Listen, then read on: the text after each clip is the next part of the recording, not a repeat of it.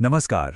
चलिए आज RRB group D परीक्षा के पेपर को जरा गहराई से समझते हैं और ये जानने की कोशिश करते हैं कि अगली बार की तैयारी के लिए इससे क्या सीखा जा सकता है। तो इस पेपर को सिर्फ सवालों की एक लिस्ट की तरह नहीं देखना है।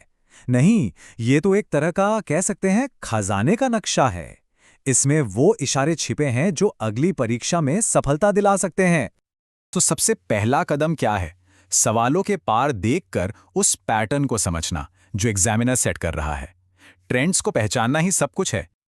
और एक बात जो इस पेपर को देखकर बिल्कुल साफ हो जाती है वो ये है कि यहाँ सवाल और थीम्स बार बार रिपीट होते हैं। मतलब जिसने भी पुराने पेपर्स को अच्छे से एनालाइज किया उसे सीधा सीधा फायदा मिलता है।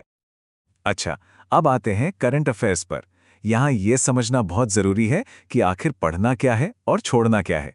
सारा खेल सही टॉपिक्स चुनने का है। देखिए, दिलचस्प बात यह है कि सवाल सिर्फ ये नहीं पूछते कि क्या हुआ, वो थोड़ा और गहराई में जाते हैं।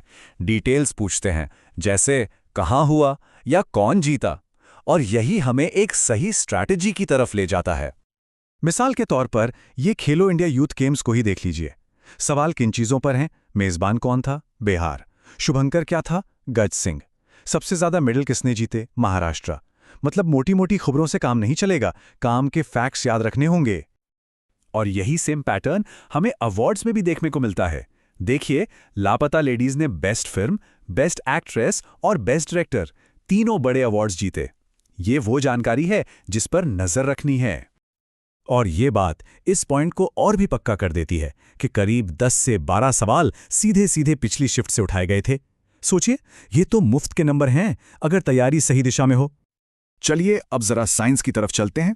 यहां खेल रटने का उतना नहीं है जितना कि बेसिक कॉन्सेप्ट्स को समझने का है। एग्जामिनर बुनियादी समझ को परखना चाहता है। जैसे ये देखिए, लैंगिक और अलैंगिक जनन में क्या फर्क है? परीक्षा इसी तरह के बुनियादी अंतरों को परखती है। लैंगिक जनन में विविधता क्यों ज्यादा होती है? क्योंकि इसमें 2 पेरेंट शामिल होते हैं, जिससे जेनेटिक रिकॉम्बिनेशन होता है। केमिस्ट्री में भी यही हाल था। सारे सवाल बेसिक रिएक्शंस पर थे, जैसे एसिड और मेटल मिलकर क्या बनाते हैं, या फिर डिटर्जेंट हार्ड और सॉफ्ट दोनों तरह के पानी में काम क्यों करते हैं। ये सब कोर कॉन्सेप्ट्स हैं। इसी तरह कंडेंसेशन यानी संघनन या फ्रीजिंग यानी हिमीकरण, इनकी सीधी साधी परिभाषाएं पूछी गईं।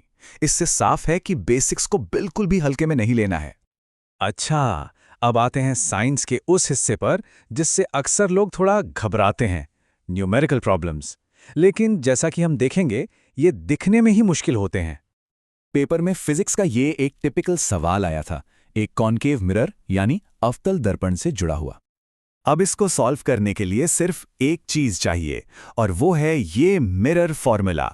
ये उन कुछ गिने चुने फॉर्मूलों में से है जो इन एग्जाम्स में बार बार पूछे जाते हैं। इसे सॉल्व करने का सबसे आसान तरीका है इसे 3 स्टेप्स में तोड़ लेना। पहला, दी गई वैल्यूज को पहचानो।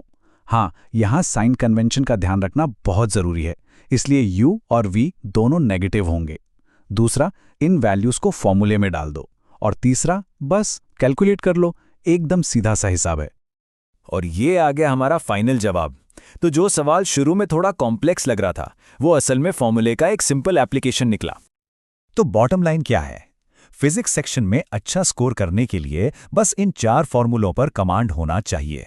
Power, wave speed, mirror formula और लेंस फॉर्मूला, बस। तो चलिए, अब तक हमने जो भी बातें की उन्हें समेटकर एक मजबूत तैयारी की रणनीति बनाते हैं। तो तैयारी का पूरा रोड मैप अब हमारे सामने है। करंट अफेयर्स में विनर्स, होस्ट्स और बड़ी घटनाओं पर फोकस करना है।